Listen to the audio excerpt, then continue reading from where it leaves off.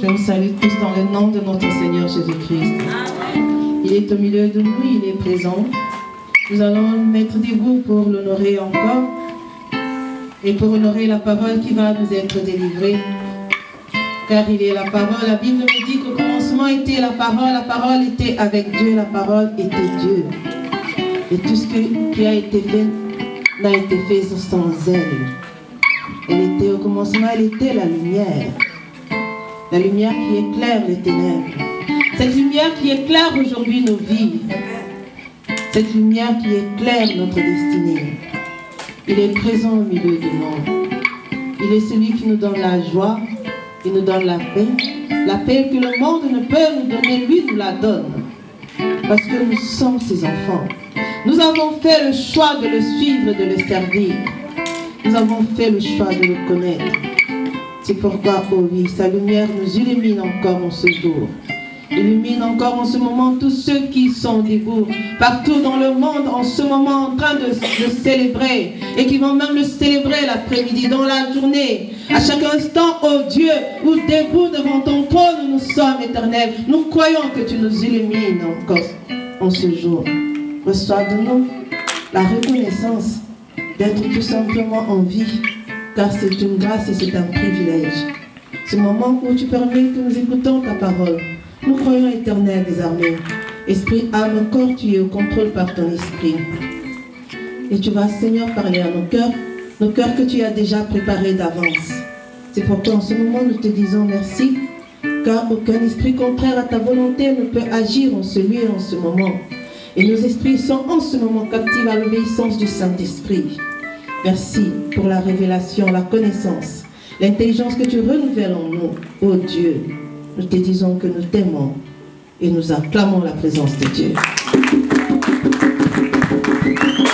Alléluia.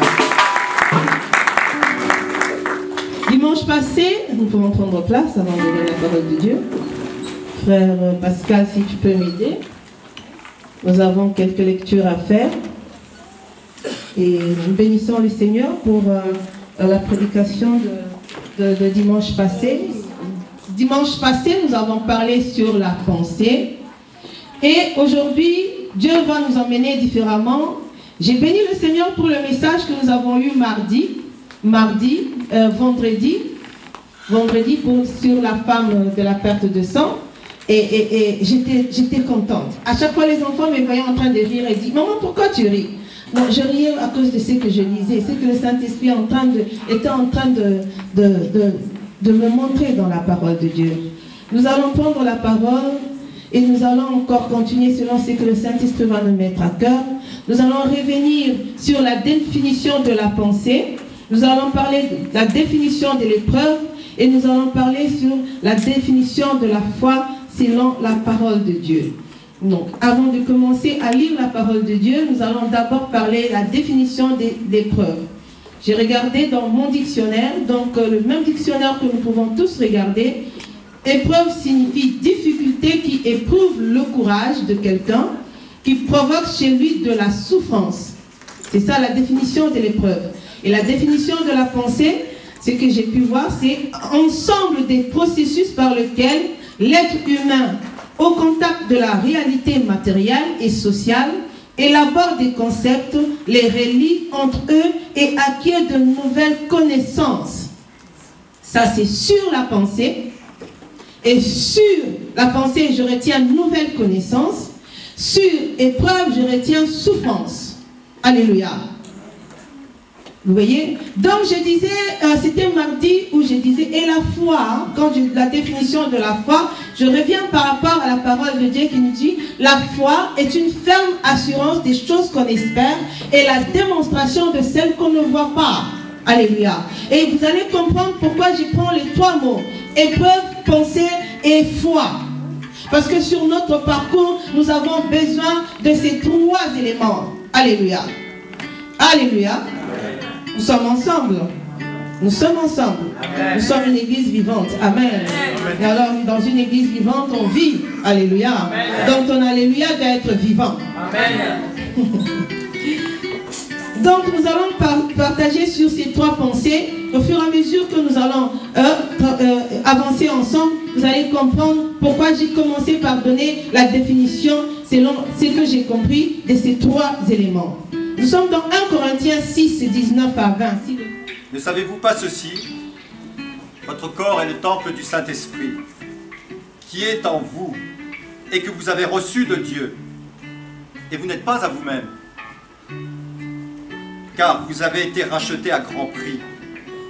Glorifiez donc Dieu dans votre corps et dans votre esprit, qui appartiennent à Dieu. Alléluia. 1 Corinthiens 3, 16. 1 Corinthiens 3, 16 nous dit: ne savez-vous pas que vous êtes le temple de Dieu et que l'Esprit de Dieu habite en vous? Amen. Amen. Donc, nous voyons ce que la Bible nous dit. La Bible nous affirme, nous confirme que nous devons savoir, nous devons avoir cette assurance que nous sommes, notre corps est le temple du Saint-Esprit. Et que l'Esprit de Dieu habite au-dedans de nous. Amen.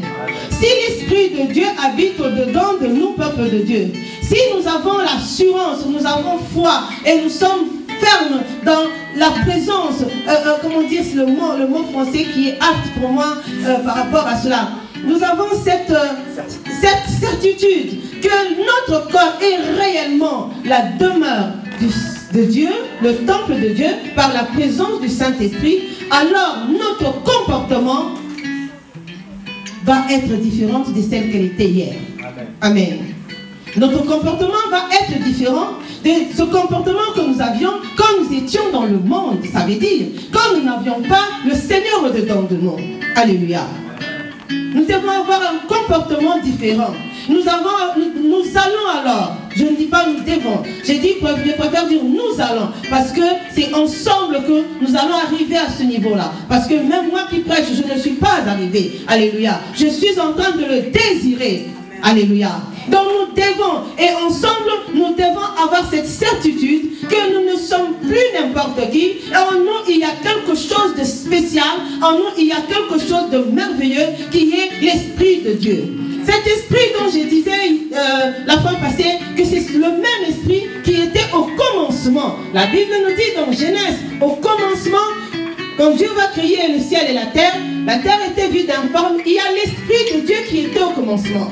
Ce même esprit qui a accompagné Jésus-Christ sur la terre, ce même esprit qui a ressuscité Jésus d'entre les morts, c'est ce même esprit qui aujourd'hui est dans mon corps, dans mon cœur. Alléluia. Donc, mon corps n'est pas un corps comme n'importe quel corps. À partir du moment où j'ai ouvert mon cœur et j'ai accepté Christ comme Seigneur et Sauveur personnel, mon corps est devenu le temple de Dieu et mon corps est devenu un corps spécial. Amen. Alléluia. Cela n'engage que moi. Mais je pense que cela engage tout enfant de Dieu qui s'est ouvert son cœur à Christ. Nous devons comprendre que nous ne pouvons plus voir les choses de la même façon que nous voyions hier. Nous ne pouvons plus penser de la même façon que nous pensions hier. Je disais la fois passée que quand nous venons en Christ, nous devenons de nouvelles créatures. La Bible nous dit que les choses anciennes sont passées et que toutes choses deviennent nouvelles. Or, sur notre marche, nous constatons que malgré que nous avons accepté Christ, mais dans le comportement, dans le caractère, nous traînons encore les choses passées qui nous accompagnent pendant un temps. Alléluia. Tout à l'heure, le frère disait que nous devons chercher, je vais répéter les mots exacts, faire une rencontre personnelle avec Jésus, comme Paul avait fait. Nous pouvons vivre, venir sans le connaître et avoir une intimité avec Dieu. Vous comprenez? Tu peux être à l'église, tu peux venir prier, chanter, mais tu n'as pas cette intimité spéciale avec ton Dieu. Alléluia. Pourquoi? Parce que la présence de l'Esprit de Dieu en toi n'est pas encore en train de se mouvoir complètement. Pour t'amener dans cette dimension, où quand on te dira viens à l'église, ce n'est pas toi qui viendras à l'église, mais c'est l'Esprit de Dieu qui va t'accompagner à l'église. Alléluia. Nous devons ensemble faire cet effort, chercher cette intimité avec Dieu, où lorsque tu vas vouloir te mettre à prier, tu vas sentir comme la sœur l'a dit, je me suis sentie fatiguée, mais ce n'est plus moi qui vit, c'est Christ qui vit en moi. Alors l'Esprit de Dieu me dit, lève-toi. Et il te donne la force, le courage. Et tu vas te laver, tu te prépares, tu vas à l'église. Alléluia. Amen. Dimanche passé, j'étais avec ma soeur Julie. Dans la semaine, elle m'a dit, maman, viens me chercher, on va à l'église. Je lui ai dit, je n'ai pas de voiture. Et je ne peux pas venir te chercher. Et je suis restée à la maison, il fallait venir en bus. Le frère Pascal devait venir me chercher. Et à un moment donné, il était, je ne sais pas, 8 heures. Je vais devant le miroir, j'étais en train de me préparer. Je ne pensais pas à elle. Je ne pensais pas à la sœur Julie. Je savais qu'elle n'allait plus venir et qu'elle allait se débrouiller. Si elle veut venir, qu'elle se débrouille, qu'elle vienne. Mais à un moment donné, l'esprit me met, appelle Julie. Sans réfléchir, j'ai pris mon téléphone, j'ai dit, allô, elle s'est réveillée, maman, je suis debout. Elle dit, tu viens à l'église, elle dit, ok, je commence à me préparer. Et à un moment encore, elle me dit, bon, 9h30. J'ai commencé à traîner, j'étais prête, je ne m'étais pas encore maquillée. À 9h, juste elle me dit, je suis prête. J'ai dit, mais tu es prête? Comment elle dit? Je suis dans le bus. Parce qu'elle a senti, c'était le temps où Dieu voulait l'emmener. Elle sentait quelque chose bouger en elle. Et le Saint-Esprit va me mettre à cœur. Appelle Julie. Alléluia. Quand on a l'Esprit de Dieu, quand on commence à se laisser entraîner, à se mouvoir, l'Esprit commence à se mouvoir dedans de toi. Tu fais des choses que tu ne penses pas toi-même. Alléluia. Regardez ce qui va se passer. Nous allons arriver à... Et je vais commencer à courir. J'ai dit, je vais me maquiller à l'église. Et j'ai béni. Que Dieu te bénisse, ma soeur. Et là, elle commence à me dire, mais moi, je ne vais pas arriver en retard. L'église commence. J'ai dit, mais toi, tu m'avais dit de 9h30. Non, je ne veux pas. Et elle sentait ce feu en elle qui bouillait parce qu'elle devait être à l'église. Mais vous savez ce qui va se passer. Lorsqu'on arrive à l'arrêt, je la trouve avec deux sœurs. Deux sœurs à qui Dieu aussi, le Saint-Esprit avait touché. Parce qu'elle voulait venir à l'église. Elle cherchait une église. Et elle connaissait la sœur Julie. Et ça faisait un moment qu'elles ne s'étaient pas rencontrées. Et elles vont se rencontrer à l'arrêt. Et elles vont commencer à parler de Dieu. Et quand moi je vais venir, arriver à cet endroit-là, elle va se retrouver avec maman, la femme du pasteur, et la servante de Dieu. Et ils sont en train de chercher où aller prier. Amen. Ça, c'est les merveilles de Dieu. Amen.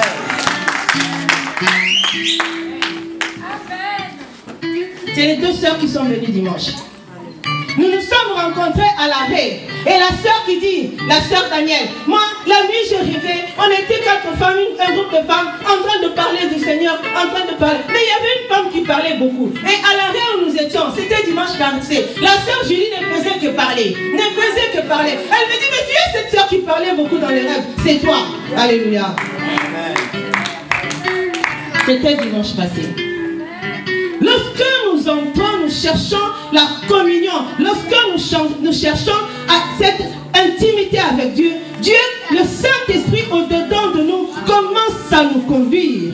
Et c'est là où, comme on avait dit, aussi loin que le ciel et la terre, aussi loin que nos pensées, les pensées de Dieu, nos voix et les voix de Dieu. Mais je veux te dire, pour la nouvelle création, ceux qui ont accepté Christ comme Seigneur et Sauveur personnel, il y a une pensée de Dieu qui l'amène dans ton être. Amen. Par le Saint-Esprit. Alléluia. Parce que c'est le même esprit qui sonde les profondeurs de Dieu. Mais cet esprit-là est au-dedans de toi. Donc à un moment donné de ta vie, à un moment donné durant ta vie, à un moment donné de ta journée, il y a des pensées qui vont monter et qui vont te faire des choses que tu ne penses même pas. Mais des bonnes choses. Alléluia. Parce que la Bible dit qu'il a préparé de bonnes choses d'avance pour que nous, ses enfants, nous puissions les accomplir. Donc tu es celle et celui que Dieu est en train d'utiliser sur cette terre. Et si tu le saisis, si nous le saisissons, alors nous allons dans une autre dimension avec notre Dieu. Alléluia. Alors j'ai béni la journée de dimanche passé et la semaine de ce qu'on a vécu avec Dieu à l'arrêt de 110 et nous étions tous émerveillés. Et elles disaient, elles étaient dans la joie et nous étions dans la joie. Mais ce qui est pire encore, c'est que je ne leur avais pas dit que c'était moi qui prêchais. Elles sont venues à l'église, elles m'ont vu seulement devant en train de prêcher. Et elles étaient plus émerveillées encore. Alléluia. Dieu est bon. Dieu est bon. Oui, peuple de Dieu. Je reviens encore dans la parole de Dieu pour que nous puissions comprendre ces frères. Pascal prépare Marc 5. que tu avais vendredi, la femme de la perte de sang. Je veux encore nous dire ce matin que Christ qui est au-dedans de nous, la Bible me dit qu'il est en nous, il vit en nous et il est au-dedans de nous. Le Seigneur nous fait faire des choses par son esprit en nous, donc le Saint-Esprit, qui est au-delà de nos demandes et au-delà de nos pensées. Parce que ce que toi tu ne penses pas, ce que toi tu ne vois pas, ce que toi tu ne connais pas, mais le Saint-Esprit au-dedans de toi, l'Esprit de Dieu, va te le communiquer et tu vas arriver à faire des choses merveilleuses et agréables. Amen. Parce que la Bible nous dit ceci: le monde attend avec un ardent désir la révélation du Fils de Dieu.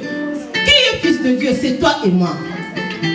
Et à l'extérieur, les païens, nos frères qui ne connaissent pas encore le Seigneur, que nous appelons encore païens, eux attendent de voir ce que Dieu est capable de faire à travers Julie, à travers Gertrude, à travers Carole, à travers Philo. Dieu veut voir, ces hommes veulent voir ce que Dieu a fait à Natacha. Mais je pense que tu n'auras pas besoin de l'évangéliser. Il dira, si Natacha a changé, c'est que son Dieu est bon, je vais le suivre. Alléluia. Nous voulons ces choses. Nous avons ces choses. Et nous devons démontrer ces choses. Alléluia. Seulement prendre conscience de qui nous sommes et qui est avec nous. Je disais dimanche que notre corps est un mystère. Et cela est une réalité. Cela n'est pas seulement... ce n'est pas un discours, c'est une réalité. Tu deviens un mystère à cause du Saint-Esprit au-dedans de toi. Mais si tu prends conscience que Dieu a fait de toi quelque chose d'exceptionnel, alors à partir d'un moment de ta vie, tu feras des choses exceptionnelles. Alléluia. Alléluia. Je suis dans Romains 9. Romains 9. Je vais lire la parole de Dieu. Et ensemble, nous allons évoluer. En longueur, en largeur, en hauteur et en profondeur. La profondeur de Dieu, la longueur de Dieu, la largeur de Dieu, la hauteur de Dieu. Lorsque tu cherches Dieu dans toutes ces dimensions-là, alors tu deviens extraordinaire. Alléluia. Alléluia. Cela doit être notre désir. Nous passons toute notre vie à souffrir, à pleurer. Vous savez, la souffrance dans la vie nous a amenés à faire des choses qu'on ne voulait pas. À cause de la souffrance, tu as fait des choses que tu ne voulais pas. À cause de la souffrance a pu te conduire sur des chemins que tu ne voulais pas prendre. La souffrance. Et tout à l'heure, je disais la souffrance, j'ai parlé de la souffrance où on parlait de l'épreuve. Et les épreuves sont des éléments que Dieu met sur notre vie pour tester notre courage. Toi, tu es courageux, tu aimes Dieu, tu veux vivre avec Dieu, tu as le Saint-Esprit en toi, alors Dieu accepte que les épreuves nous arrivent.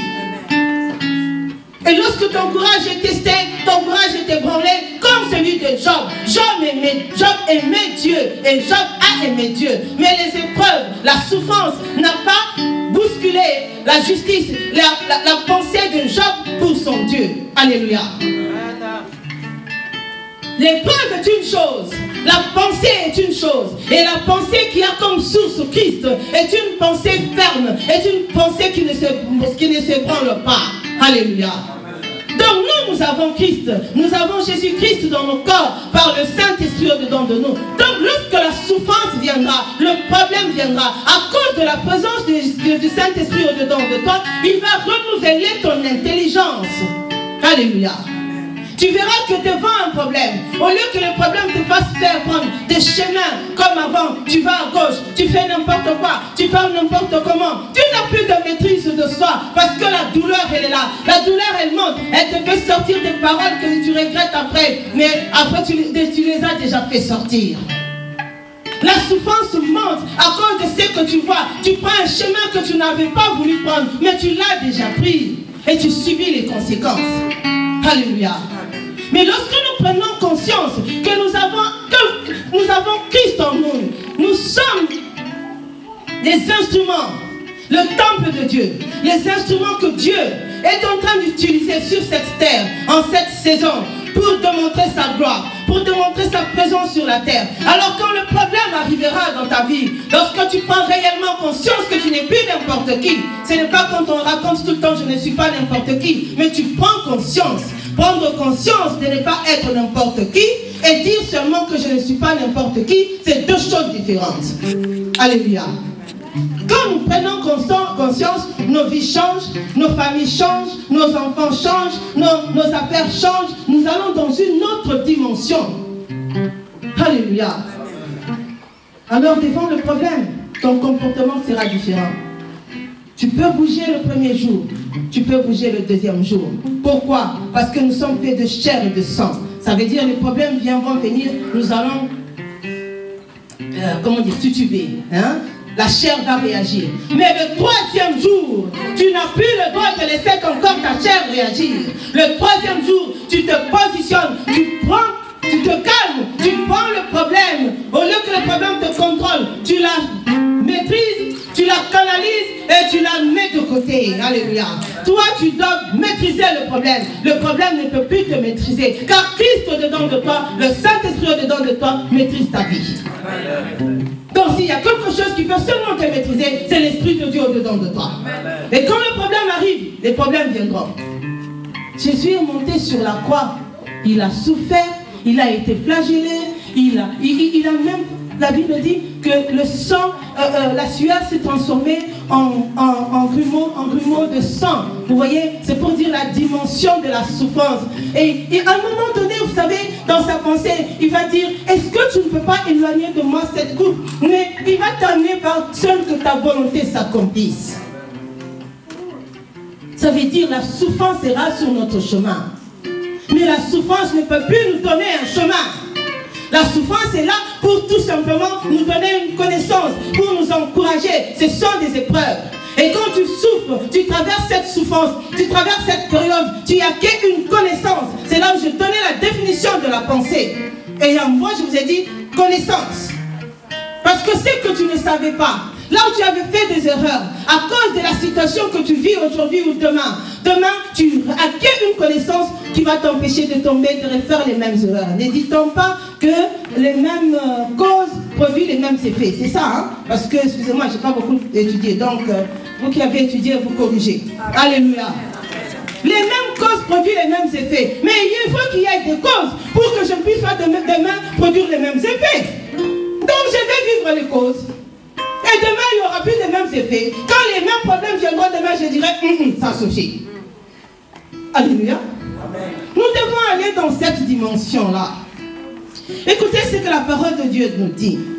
Pour vous, vous ne vivez pas selon la chair, mais selon l'esprit. Vous qui avez accepté Christ comme Seigneur et Sauveur personnel, vous qui avez fait de lui sa demeure, vous qui avez laissé toutes ces choses de ce monde, vous qui aviez dit, aujourd'hui, ce matin, je ne veux pas rester devant ma télé, je ne veux pas faire le ménage, je ne veux pas faire la bonne matinée, mais je vais aller devant la présence de mon Dieu. Alléluia. C'est pour vous, c'est de vous qu'il s'agit. Pour vous, vous ne vivez pas selon la chair, mais selon l'esprit. Si du moins l'Esprit de Dieu habite en vous. Oui, si du moins, oui, je peux répondre à cette parole. Oui, l'Esprit de Dieu, je crois, habite en nous. Oui. Amen. Si l'Esprit de Dieu n'habite pas encore en vous, je peux vous assurer, je prends plaisir de vouloir sentir l'Esprit de Dieu en moi. C'est un plaisir. C'est un sentiment merveilleux. Alléluia. Si quelqu'un n'a pas l'Esprit de Christ, il ne lui appartient pas. Mais si nous tous nous sommes venus ici, parce que nous pensons avoir l'Esprit de Christ. Amen. Si tu as l'Esprit de Christ, tu réponds Amen. Amen. Et si Christ est en vous, le corps il est vrai, est mort à cause du péché. Mais l'Esprit est vie à cause de la justice. C'est la raison pour laquelle je vous ai dit tout à l'heure. Quand nous acceptons le Seigneur, vous voyez, la Bible nous dit les choses anciennes sont passées, toutes choses sont devenues nouvelles. Et là, la Bible nous explique que si Christ est en vous, le corps, il est vrai, est mort à cause du péché. Mais l'esprit est vie à cause de la justice. Dans l'esprit, on nous revient à la vie à cause de la vie en Christ, de l'Esprit de Dieu en nous. Bien que la mort soit morte pour le péché, écoutez, alors c'est que la Bible dit au verset 11. Et si l'Esprit de celui qui a ressuscité Jésus d'entre les morts habite en vous, donc nous l'avons accepté comme Seigneur et Sauveur, il est venu, il a pris place dans notre corps. Alors la Bible dit ceci, c'est lui qui a ressuscité Christ d'entre les morts, rendra aussi la vie à vos corps. Amen. On nous parlait de l'esprit et là on nous parle du corps. Donc, tu peux voir maman Carole, elle a accepté le Seigneur comme sauveur et comme Jésus comme Seigneur et sauveur personnel. Elle est toujours dans les mêmes habitudes. Tu passes ta vie à me critiquer, tu passes ta vie à parler, mais tu es en train de pécher, de pécher, de pécher, de te bloquer toi-même. Or, moi je suis dans le processus. Alléluia. C'est un processus. Parce que si Christ est en nous, le corps il est vrai est mort à cause du péché. Le corps, les sentiments, les émotions, mon âme se retrouve dedans. Alléluia. Mais je suis une nouvelle créature spirituellement. Et alors la Bible me dit, et si l'esprit de celui qui a ressuscité Jésus d'entre les morts habite en moi, ce qui est vrai, alors celui qui a ressuscité Christ d'entre les morts rendra aussi. La Bible dit rend. Non, rend c'est le présent, c'est rendra, c'est le futur. Alléluia. Donc c'est normal que à un moment donné, tu constates qu'il y a des choses que tu continues à faire que tu ne devais plus faire. Qui me délivrera, dit Paul. Je veux faire le bien, mais c'est le mal qui me poursuit. Et la réponse que je donne à Paul aujourd'hui, le Saint-Esprit nous délivrera, car nous sommes dans ce processus. Alléluia. Donc aie confiance en toi. Quand tu vois les choses qui ne vont pas, ne te plains plus, n'aie plus honte, ni peur, mais sache une chose, que tu es dans un processus. Amen. Et cela ne t'amène pas à pouvoir rester dans ce même état-là. Parce que le Saint-Esprit est en toi, alors il y a une intimité qui va se créer, alors le Saint-Esprit va commencer à te faire des choses que Dieu veut que tu fasses et qui te donneront de la joie. Alléluia. Donc il est vrai, il est bon qu'à un moment donné de nos vies, nous puissions faire le bilan. Papa, si tu peux nous lire Marc 5. Nous allons lire cette histoire formidable. J'ai toujours aimé l'histoire de la femme, de la femme vertueuse. J'ai toujours aimé cette femme. Elle pense à un champ et l'achète. Oui, la Bible nous dit, son mari dit qu'il y a plusieurs sortes de femmes vertueuses. Mais toi, tu les dépasses toutes. Alors j'avais toujours rêvé d'être parmi celles-là. Alléluia. Mais aujourd'hui, je bénis Dieu pour cette femme ici. Cette femme de la perte de sang. Une histoire que nous connaissons toutes. Enfin, lis-nous cette histoire. Et nous allons terminer par cette histoire de cette femme. Et je pense que tous nous serons ces femmes. Et nous allons prendre cela comme exemple. Car avec Christ, nous devons faire des exploits. Alléluia. Marc 5, à partir du verset 25 jusqu'à 34. Or, il y avait une femme atteinte d'une perte de sang depuis 12 ans. La Bible dit que cette femme était atteinte d'une perte de sang depuis 12 ans. Maintenant, pour revenir seulement à cette femme, je vais vous expliquer une chose. Dans le temps passé, quand une femme était atteinte de perte de sang, les règles qui ne se terminent pas, toujours abondantes, c'était quelqu'un d'impur. Vous voyez?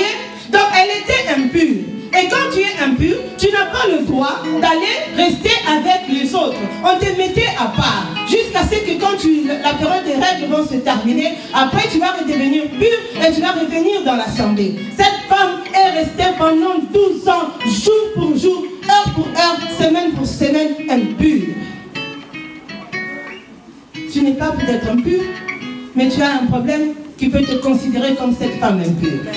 Alléluia. On continuera pas. Elle avait beaucoup souffert entre les mains de plusieurs médecins. Elle avait dépensé tout ce qu'elle possédait sans en tirer aucun avantage. Au contraire, son état avait plutôt empiré.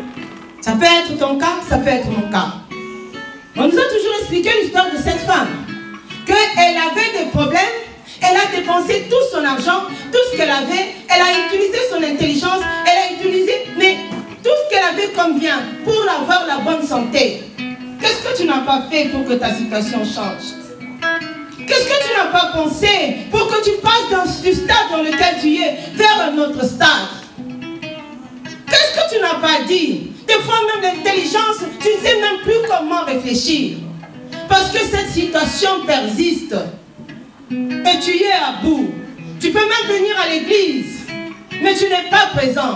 Quand tu sors, tu ramènes ton fardeau et tu repars avec ce fardeau. Qu'est-ce que nous ne faisons pas pour voir notre situation changer? Elle avait dépensé tout son argent. Donc elle était plus que désespérée. Cela peut aussi nous arriver. Et cela en 2015 nous arrive aussi. Vas-y, Papa. Et à ce moment-là, au verset 27, elle nous dit qu'elle a entendu parler de Jésus. Elle vint dans la foule, malgré ses pertes de sang, le fait qu'elle soit souillée. Peu importe, elle a entendu parler de Jésus et elle vient dans la foule par derrière. Amen. Et toucha son vêtement. Amen. Regardez ce qui se passe dans cette histoire. Et c'est la chose qui m'a plu. Cette femme, elle était impure. Elle était donc quelqu'un d'impur, malade pendant longtemps, donc déconsidérée, rejetée, rabaissée. Elle ne pouvait plus être au même endroit que les autres. Elle a fait tous les efforts qu'elle a pu faire avec son intelligence, avec ses pensées. Elle a réfléchi de toutes les façons comment faire pour sortir de cette histoire. Quel médecin encore il fallait aller trouver, parce que je ne veux plus de cet état. Mais elle ne trouvait pas. Impure, malade, ne sachant pas quoi faire. La Bible dit qu'elle va entendre parler de Jésus. Elle a entendu parler de Jésus. Mais la différence entre toi et moi, nous avons entendu parler de Jésus, mais aujourd'hui, ici en 2015 où nous sommes, Jésus est au-dedans de toi. Amen. Différence. Jésus est au-dedans de toi. Elle qui était rejetée, elle qui était rabaissée, elle qui était mise à part, mais elle n'a pas regardé à son état. Elle n'a pas regardé à sa condition. Cette femme, c'est une femme audacieuse. Alléluia. La Bible dit, le royaume des cieux appartient aux violents. Elle a brivé, comment on dit ça en français? Elle n'a pas... comment on dit ça en français? Elle a brigué ou... Elle n'a pas voulu faire attention à tout ce qui a été devant elle pour arriver à son objectif. La foule n'a pas été un obstacle pour elle. La foule n'a pas été un obstacle pour elle. Quelle que soit sa position, sa saleté, son état physique, mental, spirituel, elle n'a pas regardé à la foule, elle a regardé à Jésus. Elle n'a pas regardé aux lois qui étaient établies, elle a regardé à sa foi. C'est pourquoi tout à l'heure j'ai parlé de la foi. Épreuve, elle était dans les épreuves. Sa santé était atteinte. Ses finances étaient atteintes. Elle ne pouvait plus, sans issue. Elle était dans des épreuves. La pensée, elle a eu la pensée. Elle s'est dit, si seulement je peux toucher le vêtement de cet homme. Amen, amen. Quelles sont tes pensées devant les difficultés? Quel est le niveau de ta pensée? Quelle est la source de ta pensée? Nous qui avons Christ comme Seigneur et Sauveur personnel. Si seulement je peux toucher son vêtement. Si seulement cette maladie peut partir. Si seulement ce problème peut se déplacer. Mais il y a une différence entre cette femme exceptionnelle qui a osé. Le mot que je vous dis ce matin, oser. Touche ton frère, touche celui qui est à côté de toi, dis-lui oser.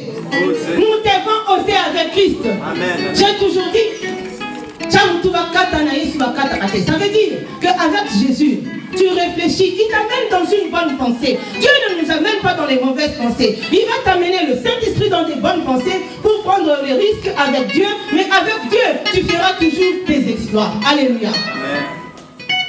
Nous ne prenons pas n'importe quel risque, nous qui sommes en Jésus-Christ. Nous prenons les risques parce que le Saint-Esprit nous affirme, nous confirme qu'à cet endroit, il faut mettre le pas.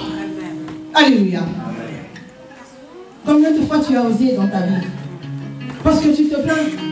Parce que tu pleures. Combien de fois tu as cherché à changer la situation? Combien de fois tu as renouvelé ton intelligence pour te dire que je ne veux plus aller dans ce côté-ci, je vais oser et passer de l'autre côté. Cette femme, elle a osé. Pire, je veux vous dire, elle n'avait pas, Jésus était là, présent, il n'était pas en elle. Elle devait aller vers Jésus. Elle devait briguer les lois. Et puis, tous les obstacles qui étaient devant elle. Elle n'a pas pu regarder aux obstacles, elle était à bout. Mais quand toi tu arrives à bout, qu'est-ce que tu fais?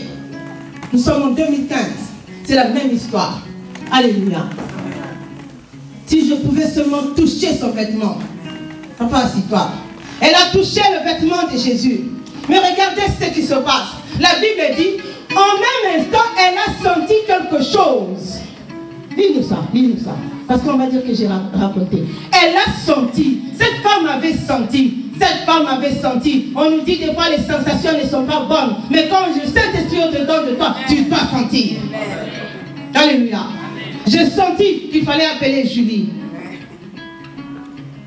Quand tu as le Saint-Esprit, il va t'emmener dans cette dimension de sensation. Tu sens toi-même que tu commences à changer.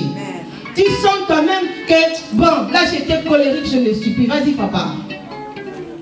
Donc au verset 27, il nous est dit qu'elle toucha son vêtement. Le verset 28 nous donne son état d'esprit car elle se disait, si je puis seulement toucher ses vêtements, je serai guéri.